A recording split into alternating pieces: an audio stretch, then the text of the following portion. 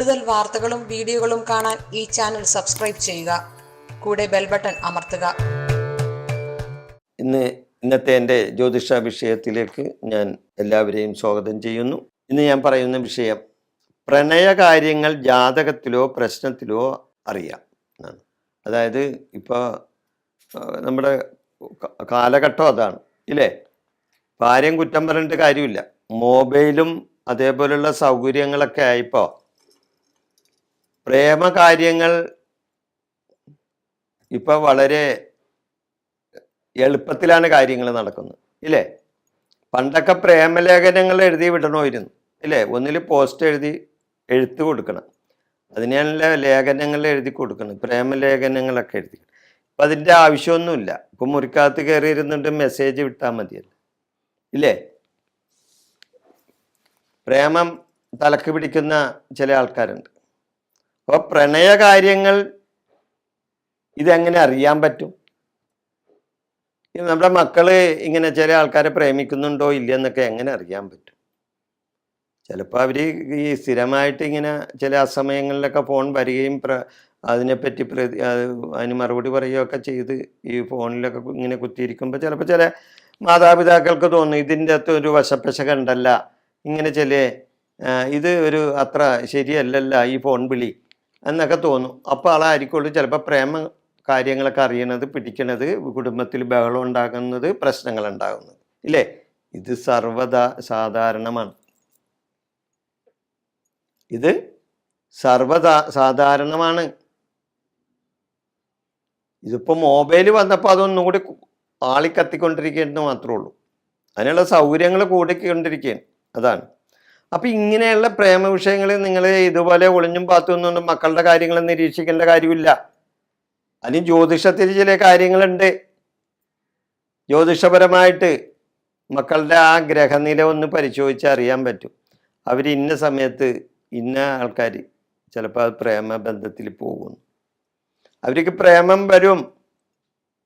അവർക്ക് മറ്റ് സ്ത്രീകളുമായിട്ടോ അല്ലെങ്കിൽ സ്ത്രീകൾക്ക് പുരുഷനുമായിട്ടോ പുരുഷന് സ്ത്രീകളുമായിട്ടൊക്കെ ബന്ധങ്ങൾ വരാവുന്ന ചില യോഗങ്ങൾ അവരുടെ ജാതകം പരിശോധിച്ചാൽ അല്ലെങ്കിൽ അവരെ ഗ്രഹനില പരിശോധിച്ചാൽ ഒരു നല്ലൊരു ജ്യോത്സ്യനെ നിങ്ങൾക്ക് പറഞ്ഞ് മനസ്സിലാക്കി തരാൻ പറ്റും.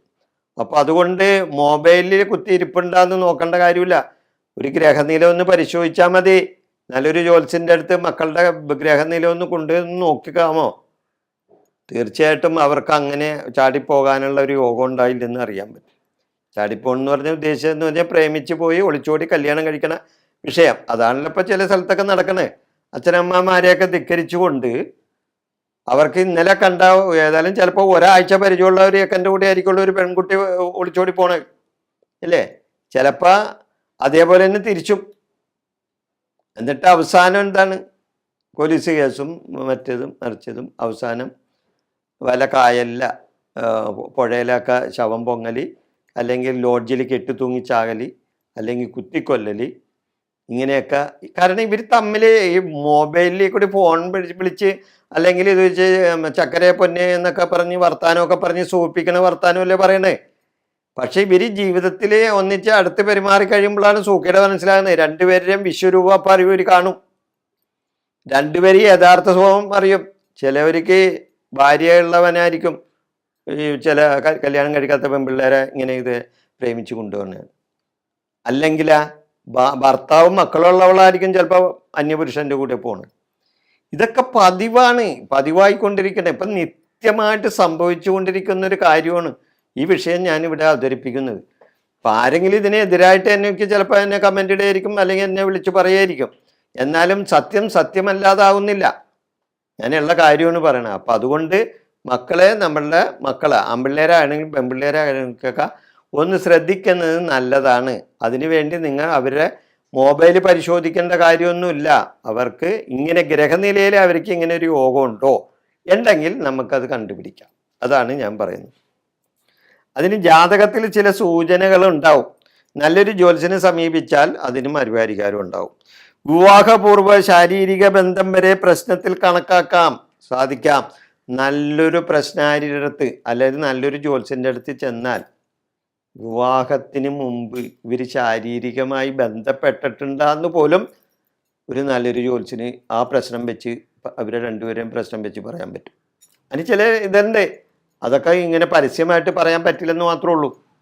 ചില ചില എന്താ ഗ്രഹങ്ങൾ തമ്മിൽ വീക്ഷണങ്ങൾ, അങ്ങനെ നോട്ടങ്ങൾ, അതേപോലെയുള്ള ചില യോഗങ്ങൾ, ഇതൊക്കെ കണ്ടു കഴിഞ്ഞാൽ ഇവർക്ക് ഈ വിവാഹത്തിന് മുമ്പ് തന്നെ ഇവർ ശാരീരിക ബന്ധം പുലർത്തിയിരുന്നവരാണെന്ന് വേണമെങ്കിൽ പറയാം.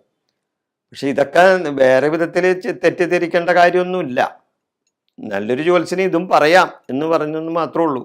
കാരണം ആ വിഷയത്തെപ്പറ്റി നമുക്ക് ഓടിച്ചിരിച്ച് പോകേണ്ട കാര്യമില്ല. അപ്പോൾ വിവാഹപൂർവ്വ ശാരീരിക ബന്ധം വരെ നമുക്ക് വേണമെങ്കിൽ ഒരു വിവാഹ പ്രശ്നം വെച്ച് നോക്കുമ്പോൾ അറിയാൻ പറ്റും.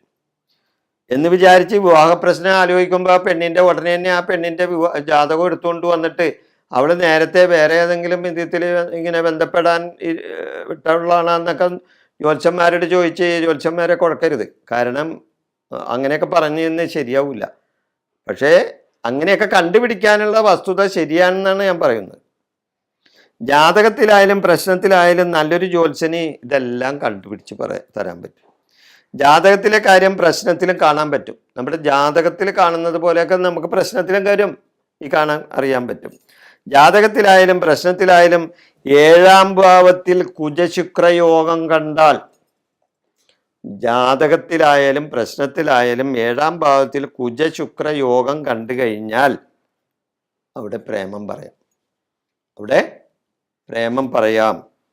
7ൽ രാഹു യോഗം കണ്ടാൽ, അതായത് ഒരു ജാതകത്തിൽ ഗ്രഹനിലയിൽ 7ാം ഭാവത്തിൽ, 7ാം ഭാവം എന്ന് പറഞ്ഞാൽ ഞാൻ കൂടുതൽ വിസ്തരിച്ച് സമയം പോകും, അതുകൊണ്ടാണ്. 7ാം ഭാവം എന്ന് പറഞ്ഞാൽ എന്താണ്? വിവാഹത്തിൻ്റെ ഭാവമാണ്, ഇല്ലേ? കളത്രഭാവം എന്ന് പറയും. അപ്പൊ 7ാം ഭാവത്തിൽ കുജശുക്ര രാഹു യോഗം കണ്ടു കഴിഞ്ഞാൽ ഇത് അവിടെ നമുക്ക് വിവാഹ ഇങ്ങനെ പ്രേമബന്ധങ്ങൾ പറയാം.